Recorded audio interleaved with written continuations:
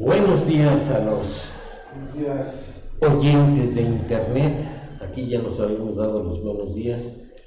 Déjame ver porque está muy lejos esto. Espérame tantito. Ándale, así ya está mejor. Bien, no faltan los detalles. Vamos a hacer una oración para comenzar el estudio. Señor, te queremos dar muchas gracias por este día que nos permite reunirnos como iglesia. Gracias por tu palabra, gracias por la oportunidad que nos das de estudiar temas que nos hacen confirmar nuestra fe en ti. Te agradecemos por este tiempo, pedimos tú lo tomes bajo tu control y te sazones con gracia el estudio para que no se haga pesado. Te damos muchas gracias por este tiempo, pedimos tu bendición para la clase de los niños, también para el tiempo de las alabanzas y el mensaje de Memo para que también sea con el poder de tu Santo Espíritu. Te agradecemos todos los méritos y en el nombre de Cristo Jesús. Amén. Muy bien, ¿por qué oro de esta manera? Porque el estudio de hoy va a estar un poquito indigesto. Estamos hablando de temas de evolución y orígenes. Entonces, pues tenemos que tomar los aspectos científicos de la teoría de la evolución para comentarlos y tener claro en nuestra mente cuáles son los problemas de la teoría de la evolución, para que nosotros cuando estemos haciendo apologética con alguna persona, pues lo hagamos con base, no lo hagamos, pues es que pues yo así creo, no es suficiente. Entonces es necesario que estudiemos estos temas. Ok, vamos a pasar. Hola. Al estudio. Estamos viendo el estudio de hombre, la imagen de Dios, que a final de cuentas de eso se va a tratar el estudio, ¿sí? Pero tenemos que verlo de evolución y orígenes. ¿En qué nos estamos basando? En Génesis 1, 26 y 27, que dice: entonces dijo Dios, hagamos al hombre a nuestra imagen, conforme a nuestra semejanza, y señoree en los peces del mar, en los aves de los cielos, en las bestias, en toda la tierra, y en todo animal que se arrastra sobre la tierra. Y creó Dios al hombre a su imagen, la imagen de Dios lo creó, varón y hembra los creó.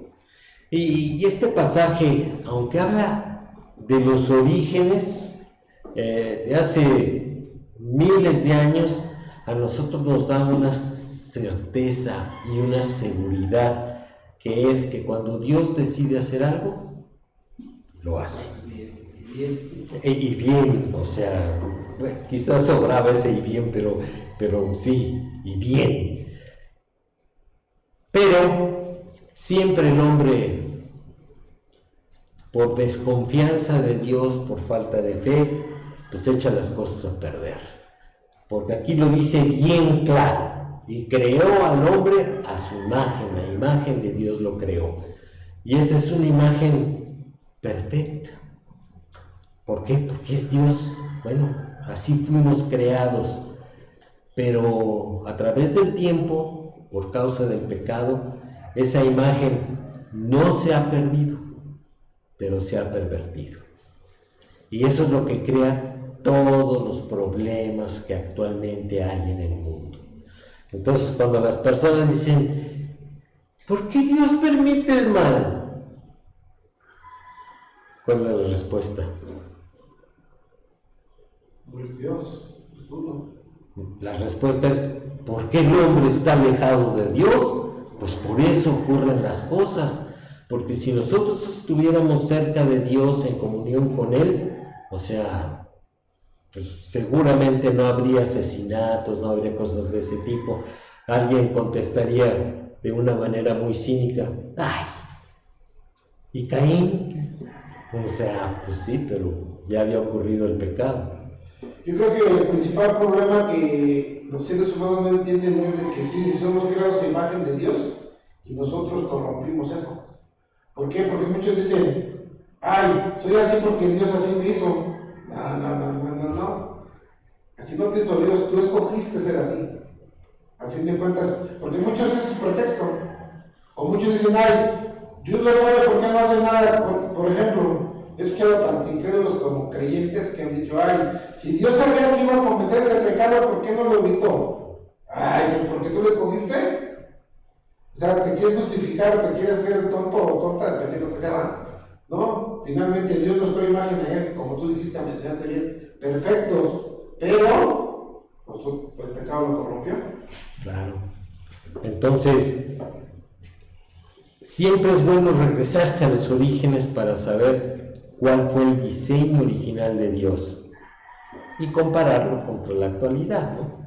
Ahora, vamos a ver los problemas de la evolución. Hasta el domingo pasado hemos estado viendo la teoría de la evolución, qué es lo que dicen de la evolución, vimos lo que era el evolucionismo y el creacionismo, lo que hay un creacionismo teísta, un creacionismo evolucionista. Todos esos temas hemos estado viendo. Ahora, vamos a ver qué problemas presenta la evolución. Un evolucionista les diría, ¿problemas? No hay problemas.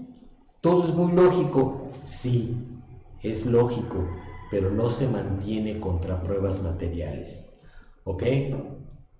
¿Se acuerdan en qué se basaba la evolución? Los 3 elementos de la evolución.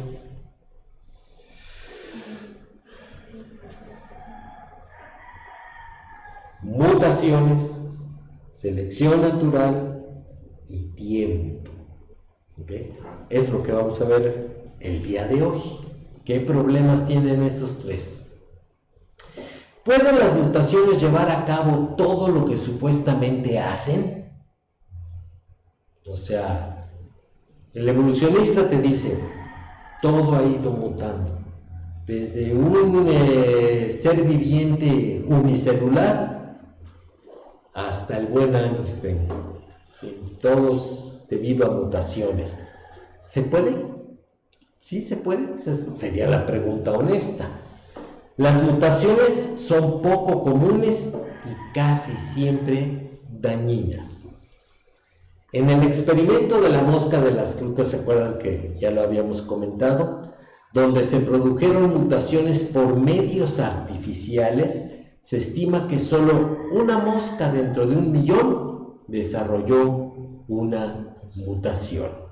Y acuérdense que utilizan a la mosca porque se hacen generaciones cada 7 días. Entonces es la mosca de la fruta. ¿Sí? Y pueden estudiarse las generaciones rápidamente, que es lo que alegan los evolucionistas. ¿Sí? En el transcurso de las generaciones hay cambios y esos cambios generan nuevas cosas. Bueno, pues aquí dice que 1 en 1.000.000. Teodosius Dobzhansky, ¿sí? Quien condujo muchos experimentos con la mosca de las frutas, reconoció que la mayoría de los mutantes son más o menos desventajosos y que el carácter tóxico de la mayoría de las mutaciones parece ser una dificultad muy seria. ¿Ok? ¿Se acuerdan que habíamos comentado también del pez el pez, la carpa dorada? O sea que hay algunas que tienen unos ojototes grandototes, ¿sí? Pues eso es una mutación dañina. O sea, lo tienen en los acuarios porque se ven así, ¡ay, qué extraño! Ojón. Sí, hay ojón, pero en realidad esa es una mutación dañina. Los peces no duran lo mismo que los que no tienen esa mutación, tienden a morirse. Ahora, ¿por qué se hizo esa mutación? Porque el hombre metió la mano. ¿Ok? Hay un ejemplo más actual finalmente y lo vivimos con la pandemia. Las mutaciones de la pandemia duran menos que la primera. O sea, en cuanto a su... El virus, en cuanto a su vida, Porque si se dispone, ya ves que los enemigos ya más pesada y como que más pesada cae más rápido y al caer muere. Finalmente lo están diciendo ellos mismos. Ajá. Sí, los virus mutan de una manera muy rápida, por eso es que lo alcanzamos a ver. Sí. Pero no es lo mismo una vaca que un virus, ¿ok? Ahora, ¿de dónde vienen los genes nuevos? ¿Ok? Esa es otra pregunta. Nunca alguna mutación ha producido una nueva especie o un nuevo órgano o sistema en una especie existente. Sin embargo, esto tuvo que ocurrir si la evolución es válida. ¿Sí? Es como nosotros, ¿por qué no nos han salido agallas? Pues sería una mutación, ¿no? Para los que son nadadores profesionales, pues les deberían salir sus agallitas, ¿no? ¿Por qué? Porque sería la evolución natural, ¿sí? Pero no ha ocurrido eso. Entonces, este es un tema, ¿sí? Que los evolucionistas defienden de cierta manera. Los protozoarios, por ejemplo, no tienen dientes. ¿De dónde entonces vinieron los genes que producen los dientes si nosotros hemos evolucionado de los protozoarios? ¿Ok? Las mutaciones tienen que ver con cambios en organismos existentes. Ellas no producen nuevos organismos. ¿Ok? Entonces, como ya hemos dicho antes y lo vamos a volver a repetir, no es equiparable el concepto de evolución al de adaptación al medio. Es como los perros, o sea, los perros se hacen más chiquitos, cambian de color. ¿Por qué? Porque se adaptan al medio. A lo mejor porque hace frío, a lo mejor porque hace calor, a lo mejor porque no hay suficiente alimento y entonces se reducen de tamaño precisamente para conseguir alimento que los sustente, etc. Pero eso no es evolución. Siguen siendo perros. Tú ves a un gran danés y ves a un chihuahua y tienes dudas de decir que uno es perro y el otro no. No, son perros. ¿Ok? Entonces ahí no debe de haber confusión. Nunca alguna mutación ha producido una nueva especie o un nuevo órgano o sistema en una especie existente. Sin embargo, esto tuvo que ocurrir si la evolución es válida. Esto ya lo vimos. Se repitió. ¿Por qué? Ahora sí. Para la generación de una nueva especie se requiere en principio la recombinación de las enzimas que componen los genes y que éstas se arreglan de una manera distinta y así crear nuevos genes. Entonces, la cosa no es de que, pues sale un nuevo gen. No es tan sencillo. O sea, las enzimas, que son lo básico de los genes, que están compuestas por diferentes combinaciones de las cadenas del ADN, o sea, son las que generan los genes, ¿sí? Y esas cadenas no cambian así como por su casa. O sea, esto requiere realmente mucha energía y influencia externa, ¿sí? Que lo pudiera hacer, y casi siempre es dañino. ¿Okay? Es como, por ejemplo, ahora en Chernóbil.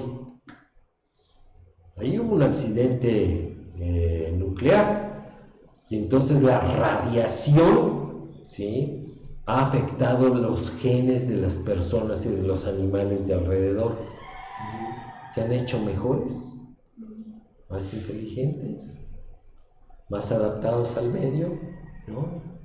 Generan tumores, y los tumores es crecimiento maligno, ¿sí?, por alteraciones genéticas. ¿Y qué es lo que hace un tumor? Mata al huésped. Así de fácil.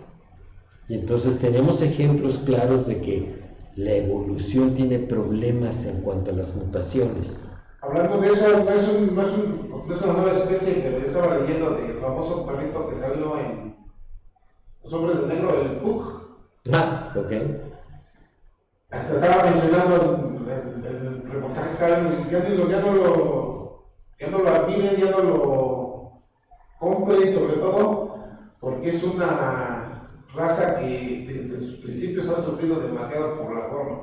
O sea, su creación de esa raza, el loco que la hizo, hizo que los animales sufrieran. Y el perrito en sí, realmente, el que aunque está bonito y está chistoso, sufre desde que nace, porque no tiene esa, sobre todo en cuanto a respiración y todo eso.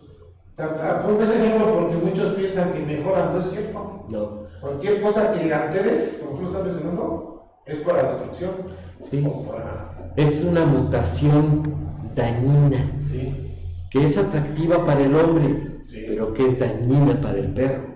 Entonces, como lo vamos a ver al ratín, la selección natural se desharía de ese perro. sí. O sea, como está muy chiquito y tiene una estructura muy dura, entonces los depredadores, mira, se lo comerían de inmediato. Tienen problemas respiratorios, no podrían sobrevivir, pero se mantienen porque el hombre así lo quiere. Eso sería una mutación, pero la selección natural, que sería la siguiente etapa, se desharía de esa mutación. Dice, esto es en extremo complejo para dejarlo al azar. Parece más un ejercicio en fe que en hechos. Entonces, ese sería un argumento que nosotros pudiéramos esbozar. O sea, cuando hablemos con un evolucionista, es, ok, tranquilísimo, sereno, moreno. Vamos a ver, ¿sí?, las bases de la mutación, o sea, las bases de la evolución, mutaciones. ¿Estás ejerciendo la fe? Así como yo ejerzo la fe en Dios. Entonces, no hay diferencia, porque aunque tú me digas que hay hechos que lo comprueban, o sea, la verdad es que no es así. O sea, siendo estrictos. Ahora, siendo crédulos, pues sí, y ahí ya es otra cosa. ¿Cuáles son los problemas de la selección natural? ¿Garantiza el mejoramiento la selección natural? Dice, por supuesto tiene que hacerlo. De otro modo, si un linaje inferior sobreviviera, pronto moriría y de ninguna manera habría evolución alguna. ¿Sí? ¿Cómo se llama cuando la evolución es al revés?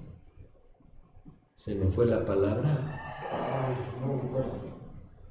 Porque no es revolución, es involución. No, tampoco. Bueno, o sea,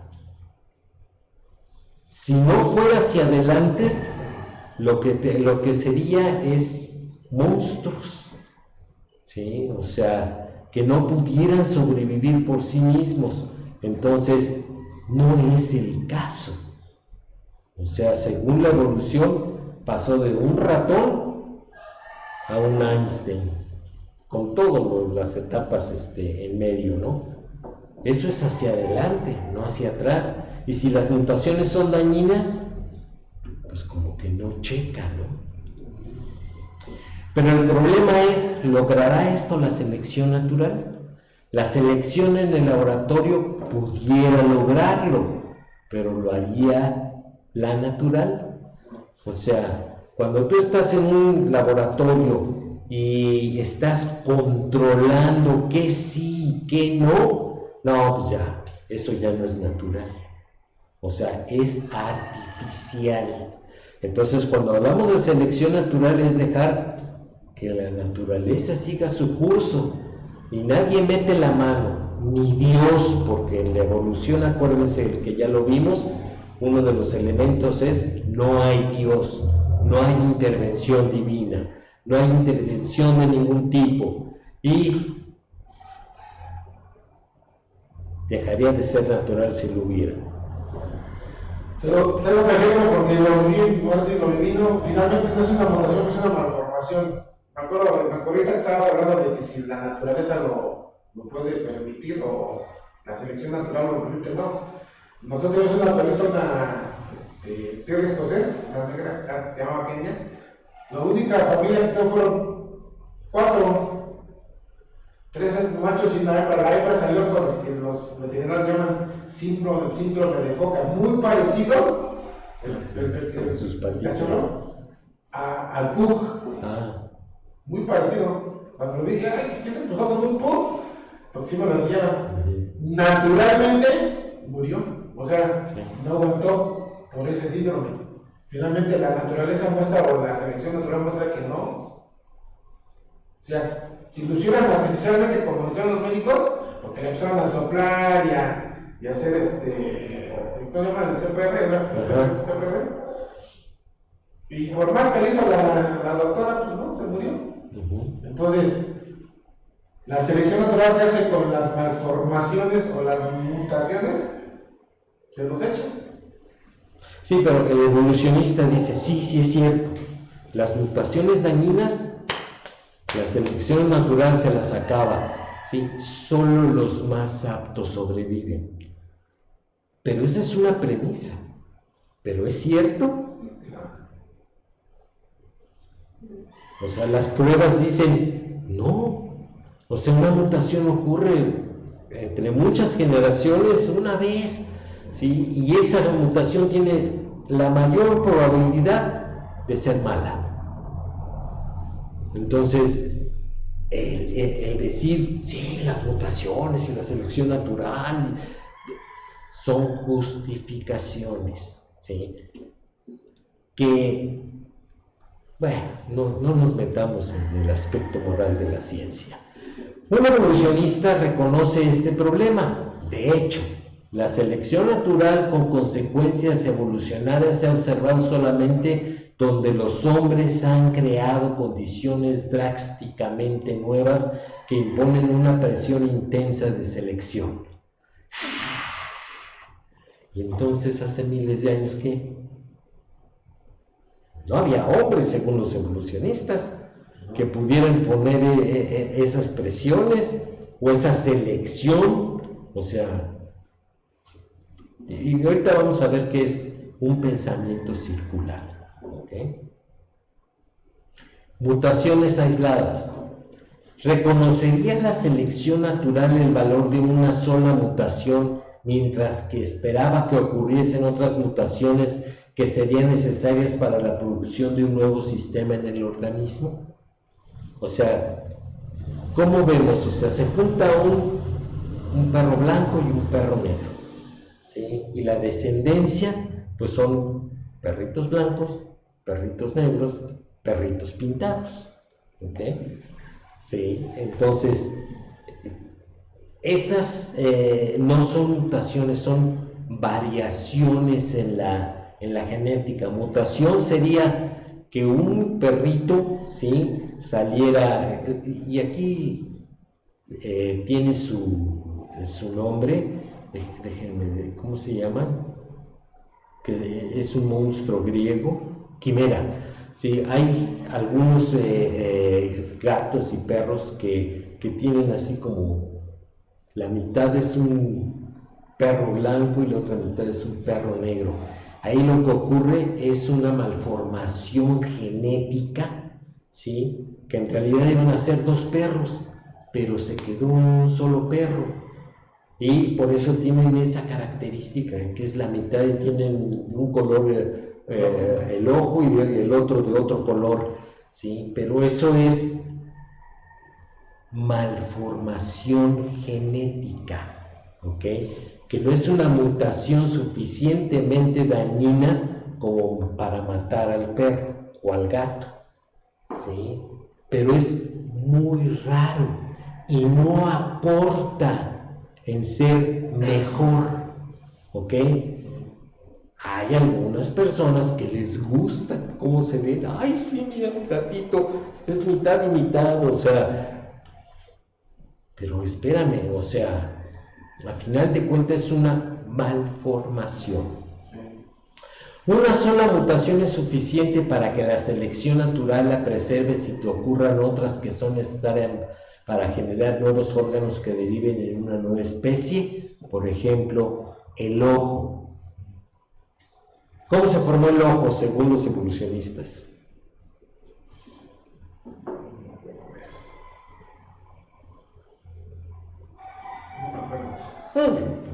Vamos viendo los diferentes animales que tienen ojos. Los peces, que son más básicos que los mamíferos, ¿tienen ojo o no tienen ojo? Sí. Algunos sí, algunos no. Ese ojo, ¿qué características tiene? ¿Ves? Movimiento, tiene... Son redondos, sí. redondos. Tienen cristalino, tienen la pupila, ¿sí? Pero esa pupila no se mueve, es básica, ¿ok? ¿Han visto un pez con pestañas? ¿Un pez con cejas? No. ¿Han visto un lagarto con cejas y pestañas? ¿Tienen lagrimales? El cocodrilo sí. O sea, no está. De ahí porque vienen las famosas lágrimas de cocodrilo. Sí, pero ahí lo que sucede es que cuando el cocodrilo abre la boca, los músculos de la quijada generan presión sobre el ojo. Entonces, tienen unos lagrimales que no alcanzan a llamarse lagrimales. ¿Okay? No es para lubricar los ojos. Ajá. Los lagrimales que nosotros tenemos, o sea, son para lubricar el ojo porque el cristalino se reseca con el aire y con el polvo. Entonces, para eso son. Sí, pero el de nosotros todavía tiene otra característica. Iris. No, nuestro lagrimal. ¿Cómo? Nuestro lagrimal. ¿A otra característica de la lagrimal?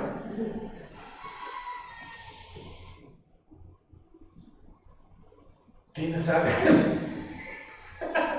Que los lagrimales generan lágrimas por los sentimientos.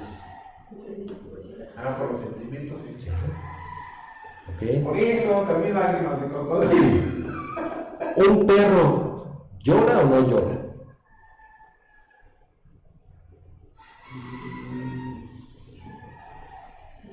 Sí lloran, o sea, no, cuando algo les duele, cuando están tristes, pero ¿lloran y lagrimean? No. No, solamente las personas cuando sienten tristeza, lagrimean. No nada más cuando se les mete una piedrita en el ojo. Es una reacción natural de que empiezas a lagrimear, precisamente para expulsar el cuerpo extraño, pero no porque estés triste. O sea, eso solamente lo hacen los lagrimales de las personas. El evolucionista diría, ahí está, un ejemplo de la evolución. ¿Sí? Ahí está, diría quién sabe qué personaje del Wiri Wiri. O sea, no, espérame. ¿Dónde empezó la evolución del ojo? ¿En qué momento salieron las cejas, salieron las pestañas, salieron los lagrimales? Para que las mutaciones sí ocurrieran de tal manera que la selección nacional preservara todos esos cambios como buenos en el transcurso de los miles de años. Está muy difícil explicarlo y justificarlo. Y aquí viene el argumento circular. La interacción de las mutaciones y la selección natural para explicar la evolución es un argumento circular. Y vamos a ver por qué. Julian Huxley lo admitió claramente.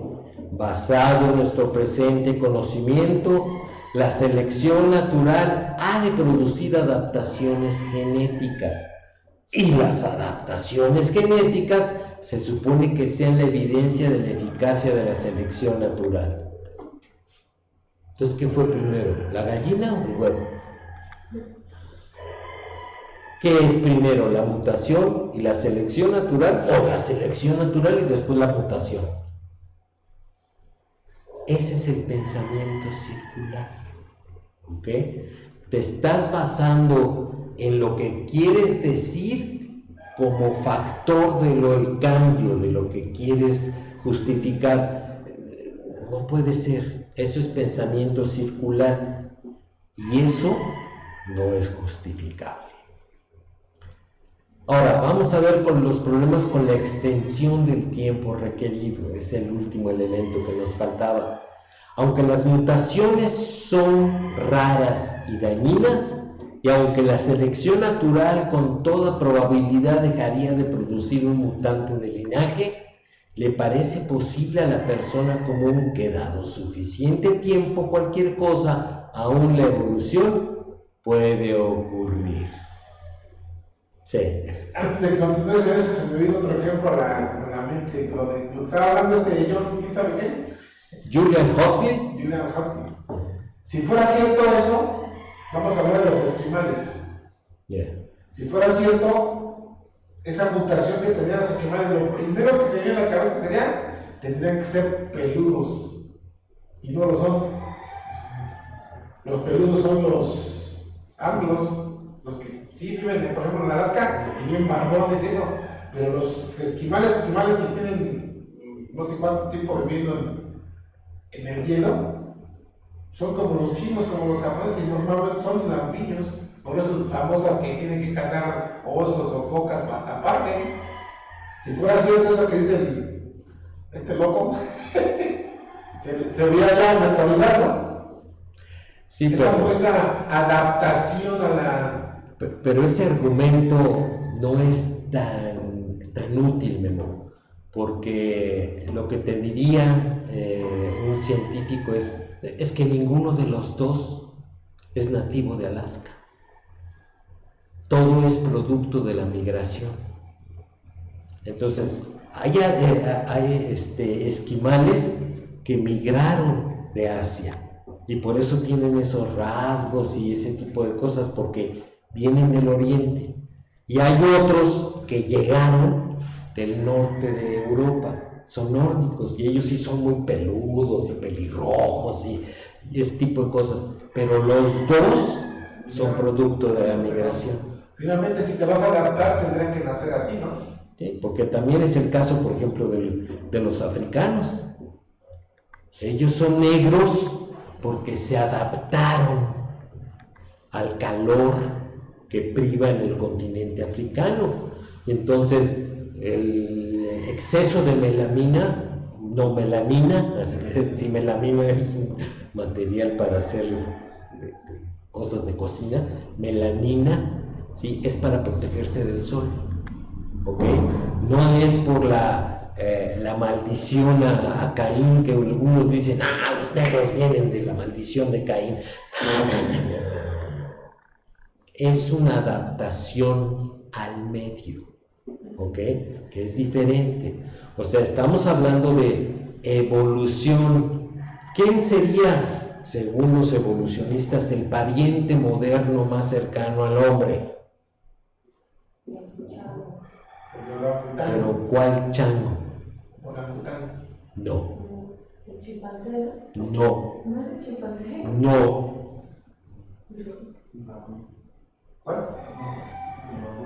Es un mono que se llama bonobo. Tú lo ves y se parece mucho al chimpancé, pero no es chimpancé. Ese sería con el que compartiríamos, ¿sí?, el 99% de los genes. Pero ese 1% es lo que hace la diferencia entre un bonobo y un humano. ¿Por qué no ha evolucionado el bonobo? Siempre ha sido discusión. O sea, ¿qué es lo que impide que ese 1% cambie? Y los evolucionistas dicen la selección natural, my friend. En el pasado remoto sí hubo ese salto, pero no ha vuelto a ocurrir. ¡Ah! No inventes. O sea que vamos en el proceso. No. Según ellos, en el avance de la evolución, hubo el salto y no ha vuelto a ocurrir. En ese salto, ahí estuvo el hombre primitivo. No, por eso, pero finalmente no ha avanzado la evolución entonces. ¿Y qué tanto la defiendes? Eso sería un argumento. La otra es, no hay evolución, my friend. No, claro. No hay. Dios los creó como los ves. Algunos se han adaptado y pareciera que son diferentes, pero sigue siendo así. Como hay hormiguitas negras chiquititas que tienes en tu casa, hay hormigas rojas grandototas, ¿sí? Y, o sea, ¿pero hay algún problema para decir que las dos no son hormigas? No. Son hormigas, diferentes, pero son hormigas. Ahí entra también ¿cómo se llama? Fuerte para que te oigan en internet. No me acuerdo cómo se llama el pájaro, el pinzón de Darwin, de las islas que llegaron a migrar a las islas de Galápagos. ¿Las iguanas? No, los pinzones. Ah, Hubo un pájaro que cuando llegó a migrar a las islas de Galápagos, su pico se empezó a hacer un poco más grande porque los árboles de ahí son muy duros. ajá. Entonces, supuestamente todos dicen que fue evolución porque es el mismo pájaro, pero con un pico más puntiagudo, pero nada más es adaptación del lugar. Exacto, es adaptación al medio, ¿ok? Que eso sí ocurre, o sea, no podemos negarlo, eso sí ocurre, pero eso no es evolución, ¿ok? Eso lo tenemos que tener muy claro para cuando hagamos apologética con un evolucionista. Huxley, otra vez el buen Huxley, explica: todas las cosas vivientes tienen la misma antigüedad. Pueden trazar su linaje a unos 2.000 millones de años atrás. Con esa extensión de tiempo disponible, pequeños ajustes se pueden hacer fácilmente para contribuir a las adaptaciones milagrosas. Y ahí ya viene un problema con la línea de pensamiento de Huxley. Porque ¿qué dicen los evolucionistas? No hay intervención externa, sobrenatural. Y al utilizar la palabra milagroso ya estás abriendo la puerta a que un ser sobrenatural intervenga. Y los pequeños cambios en la frecuencia, y cuando digo intervención externa, aquí hay de varias. ¿Conocen a Maussan? Está loco. Bueno, él es evolucionista, ¿cómo le llamaríamos? Alienígena. O sea, él acepta que esa intervención fueron los aliens, ¿ok? En donde modificaron al hombre para entonces crear lo que está aquí. Bueno, esa es una manera de verlo. Otros sí dicen, pues, es Dios, ¿sí? Pero no el Dios que de la Biblia, sino un ser sobrenatural, ¿sí? Que intervino. Entonces, cuando usamos la palabra milagroso, estamos abriendo la puerta a eso, ¿sí? Dice, y los pequeños cambios en la frecuencia de genes entre una generación y la próxima pueden multiplicarse para producir mejoramientos radicales y clases totalmente nuevas de criaturas. Bueno, esta es una forma de verlo. La otra es, ¿tenemos órganos en nuestro cuerpo que no sirven para nada? Sí. No, está Sí. hasta la se sirve. El apéndice, ¿para qué sirve? Para enfermarse nada más. Sí, para que te mate cuando se infecta, ¿ok? Entonces, no es que se produzcan cambios en el cuerpo para hacernos mejores, sino que hay órganos que ya no sirven. Y entonces, sí, la adaptación con el tiempo es deshacerse de lo que no sirve, pero eso no te hace mejor. Los niños siguen haciendo con su apéndice. ¿En qué momento se va a perder? ¿Quién sabe? Cuando Dios quiera. ¿Ok? Es como con las amígdalas. Ajá. Finalmente algunos se las fueran pensando que va a ser mejor, pero varios pasa todo lo contrario, ¿no? O sea, si no sirvieran para nada las amígdalas, nacerían los bebés sin amígdalas. Tienen su función, ahí sí tienen una función. Apéndice, nada más. Es una buena pregunta para Dios. Sí. ¿Por qué nos pusiste apéndice? Ajá. El apéndice, yo también sabía que, por ejemplo, muchas semillitas y, o sea, se guardan ahí para no hacerle daño como tal a otros órganos, pequeñas de tomate, cosas así. Entonces, yo sabía que sí tenía como tal una función. En cuanto a alimentación, sí. Lo que pasa es de que se van ahí porque finalmente eso es lo que te hace daño. Si te una semillita se atora, empieza a producir un problema. Entonces realmente no es un conducto para que estén ahí las... Ahora, si eso realmente es un problema, ¿por qué la selección natural no se ha deshecho de él? Ah, es que no ha pasado suficiente tiempo.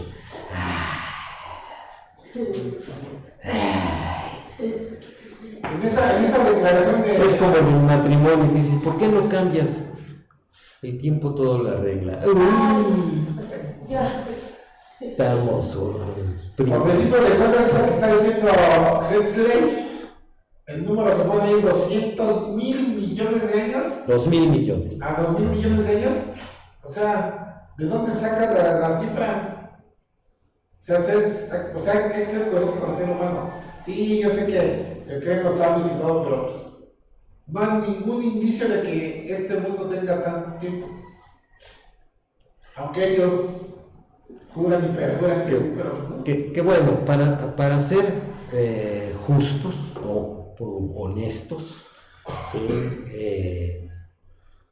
No es tan sencillo. Esas cifras salen de cálculos matemáticos, pero esos cálculos matemáticos tienen premisas iniciales, y esas premisas iniciales, sí, son las que están equivocadas. Entonces, como una vez un maestro me dijo, tú con las matemáticas puedes comprobar lo que quieras. Tú puedes hacer que la estadística, ¿sí?, diga lo que tú quieras, pero tienes que empezar con premisas, ¿ok? Y esas premisas son las que fundamentan la dirección de la investigación. Y si esa premisa está equivocada, la conclusión, ¿sí?, de tu hipótesis va a estar equivocada. Y eso cualquier científico honesto te lo tumba. Pero como se oye bien, entonces me hago de la vista gorda. Y no, eso no es honesto. ¿Ok? Sigamos, porque ya casi acabamos.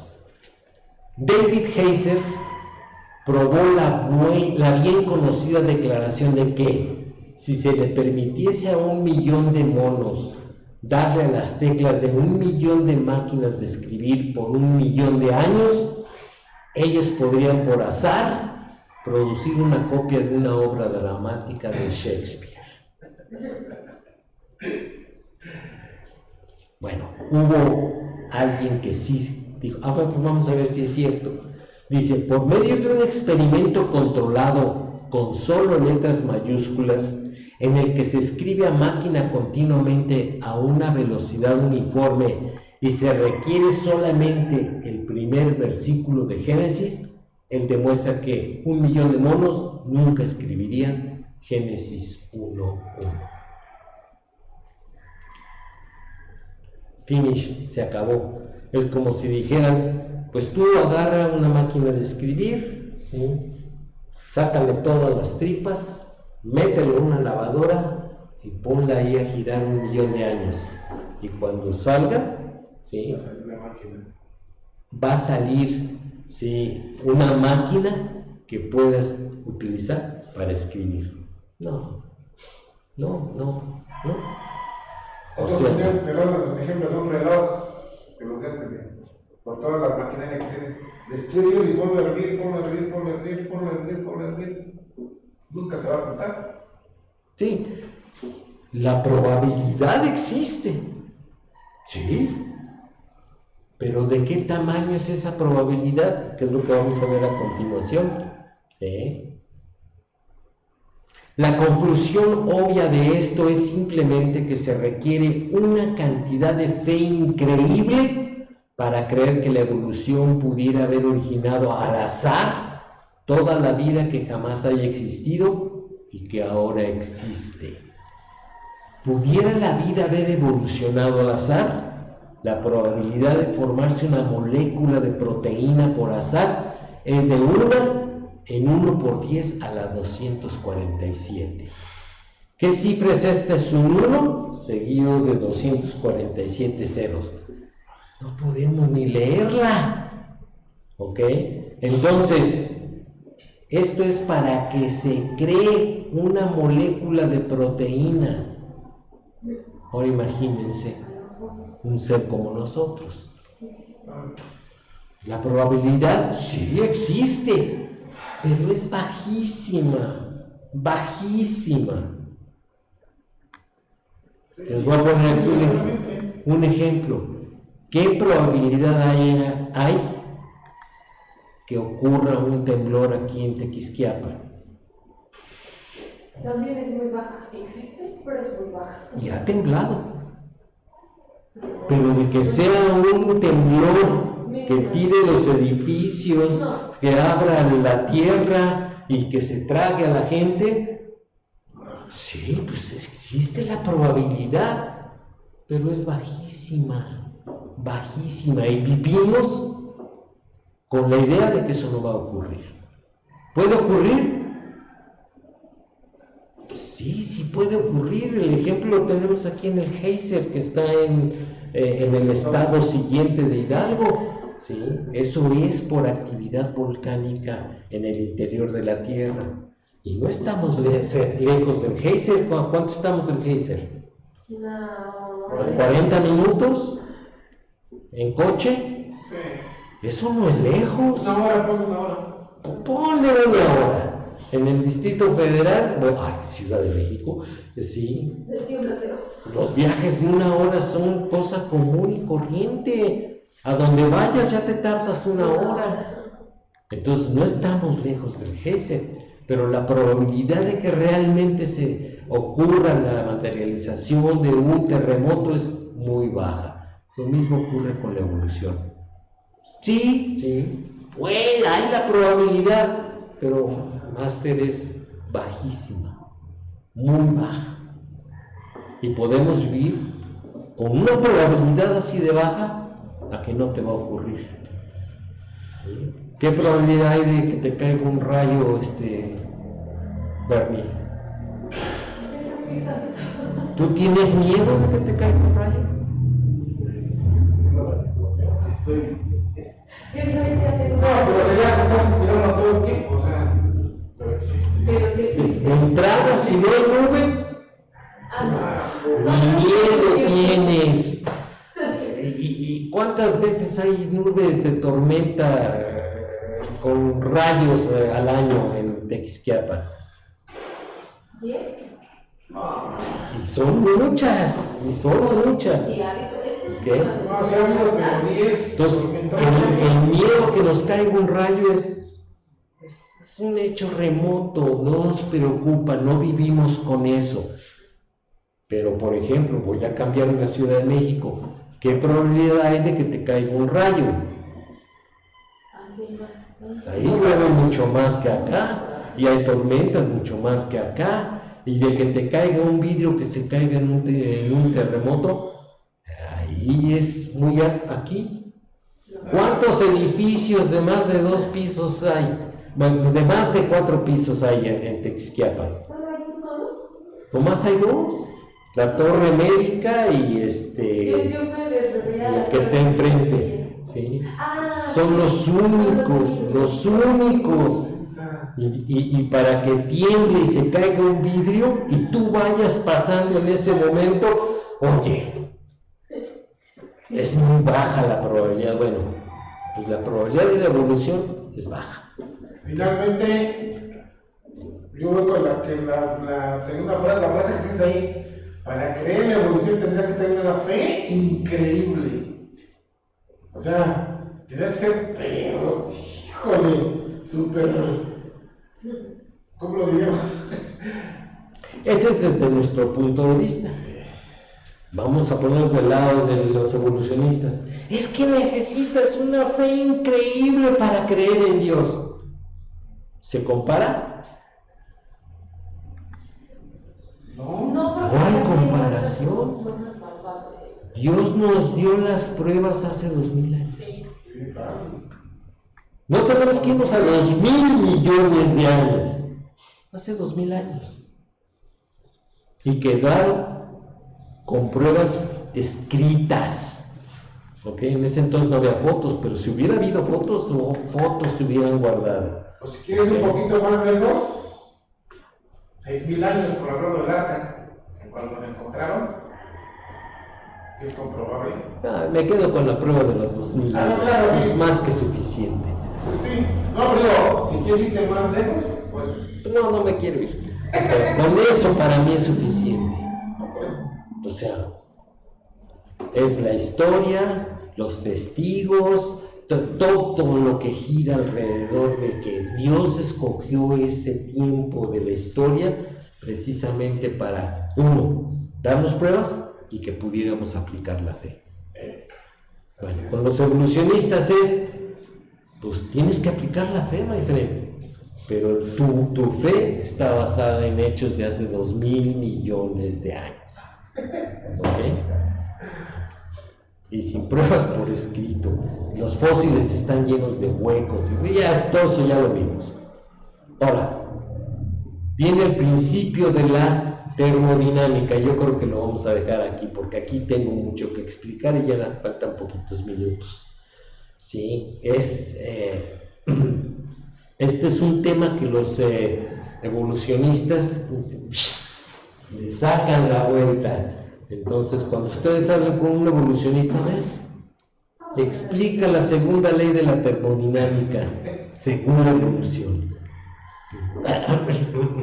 Y empiezan a tragar saliva. Sí. No, te van a sacar, no, pero es que mira, que no sé qué. Ok. Bueno, vamos a dejarlo hasta este punto. Vamos a orar. Señor, te damos muchas gracias porque podemos confiar plenamente en ti. Gracias, Señor, por tu Hijo Jesucristo, que es la prueba viviente de que tú existes y que tú intervienes en la historia de los hombres y que tu motivación siempre ha sido el amor para tener comunión con con tu creación. Te agradecemos, Señor, por este tiempo. Pedimos, Señor, de tu bendición para lo que resta del día y para el servicio, en los méritos y en el nombre de tu Hijo Jesucristo te lo pedimos y por él te damos gracias. Amén. Ok, pues entonces nos vemos dentro de 8 días. Bueno, ya, así, adiós.